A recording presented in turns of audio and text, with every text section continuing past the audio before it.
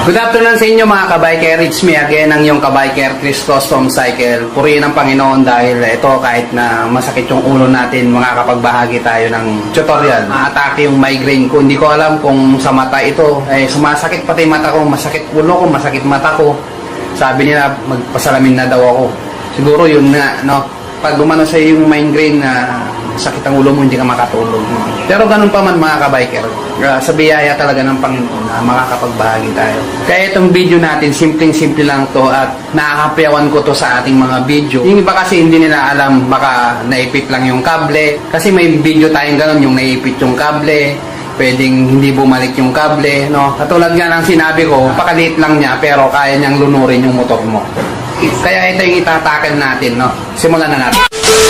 Ayan mga kabiker, no? Ito yung carburetor natin at kukunin natin yung pinakita ko sa inyo kanina sa thumbnail natin, itong float valve. Ayan, kasi may nagtanong sa akin, last month pa yun sa Facebook page natin, no? Sabi niya kasi, kabiker, nagpalit naman na ako ng float valve. Okay pa naman yung dulo niya, pares na pero nag-overflow pa rin. Yun yung sabi niya sa akin. Isa pa, bakit daw mag-overflow? Sigurado daw ba dito na nag-overflow yung carburetor natin? Meron kasi tayong video mga kabiker na pinaliwanag ko na minsan sa kable, naiipit, ayun, no? Pero ipapakita ko na dito talaga, pag hindi maayos ang sara ng float valve dito sa butas na to, talagang mag-overflow, no? Isa pa, hindi lang yon, kahit na okay na lahat, go-overflow pa rin, may problema na dito sa butas na ito. Baka may nakakalang na dumi. So, hindi masaraan mabuti ng float valve. Meron kasing float valve na rubber. Meron din yung parang bakal. No? Yun. Pero dito sa butas na ito, minsan nakakapasok yung dumi dyan. Ngayon, ang pwesto kasi niyan pag ganyan mga kabiker. No? So, patutunayan ko ngayon mga kabiker kung bakit dito nag-overflow yung carburetor natin pag sirang float valve, no? So, float valve yung topic natin. So, ito, kakabit ko muna para makita ng iba, no? Ayan. Kasi pag hindi mo nauunawaan talaga, marami kang question. Marami kang pwedeng sabihin na ay, hindi naman ano yan. Hindi naman yan. So, kinabit natin pansamantala. Ang pinakapwesto yan mga kabiker, nakaganyan kasi nakatayo yung carburetor natin ngayon. Ngayon, ito, ang pinakatrabaho nitong floater, pag nagkarga na yung carburetor natin dito sa bowl na to, pag na-reach na yung pinakapantay na ganyan at nagsara na yung float valve, hindi na magkakarga yung carburetor natin. Ibig sabihin, yun na yung pinaka-level ng carburetor na dapat dun sa bowl niya. Kasi ito yung nasa bowl niya. So, ganyan. Ngayon, pag yung float valve natin, hindi niya natatakpan mabuti yung butas. Halimbawa, nakaganyan. Ibig sabihin, pag nakaganyan, hindi siya pantay, nakabukas lang yung float valve natin. So, dire-diretso. Kailangan, nagpipit siyang ganyan. Ngayon, kahit na mag-fit siya, no? Kung yung float valve natin sa dulo ay pudpud na or payat na siya kasi napupudpud yun eh. Mamaya papakita ko sa inyo mamaya. Ayan. So ganyan. So papakita ko sa inyo. Halimbawa, iganyan ko muna.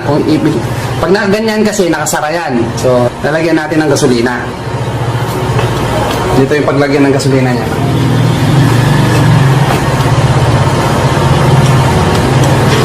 Ayan.